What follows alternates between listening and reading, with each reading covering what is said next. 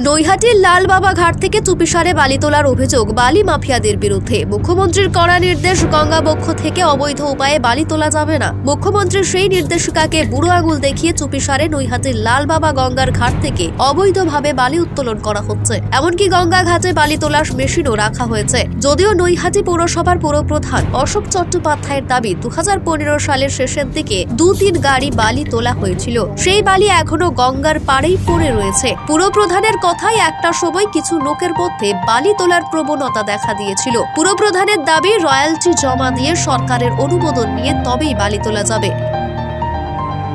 2015 সালের শেষে 2-3 গাড়ি বালি ওখানে উঠেছিল। একটা জায়গায় ওই যে লালবাবা ঘাটের উপর জায়গায় পার্ক হয়েছে, দেখবেন পার্কটাকে ক্লিন করা যায়, যেভাবে উঠেছিল সেইভাবেই পড়ে আছে, ওইভাবেই বালি পড়ে আছে।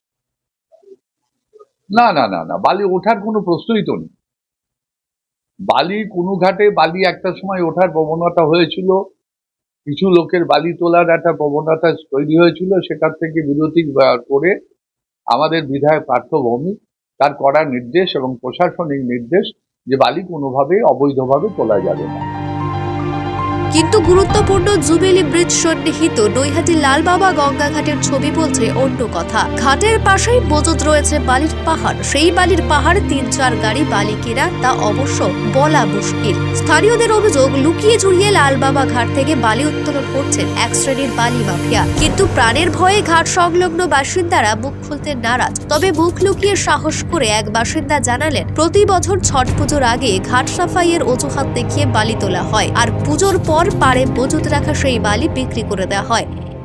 দেখুন, কিছুদিন আগেও আমরা দেখেছি রেগুলার রাত্রিবেলা বালি বোঝাই গাড়ি যেত এবং সাধারণ মানুষ এসে বলেছে যে আমরা রাত্রে ঘুমোতে পারি না এই রেগুলার এইভাবে রাস্তা দিয়ে বালি যাওয়ার কারণে।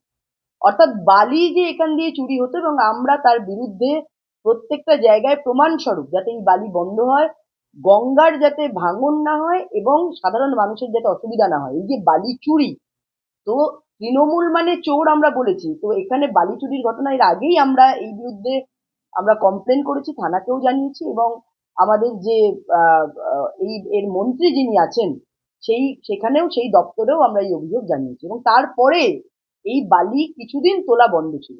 কিন্তু পুনরায় আমরা দেখছি সামনে বিভিন্ন খরচ আছে, বিভিন্ন লোককে কাজে লাগাতে হবে, প্রচুর খরচ আছে, তো সেই জন্য আবার সেই পুনরায় সেই বালি তোলা শুরু হয়েছে। আমরা দেখেছি সেখানে বালি পুরো ডাম্প করা রয়েছে এবং সেখানে বিভিন্ন যন্ত্রপাতি রয়েছে, অর্থাৎ বালি তোলার কাজ চলছে।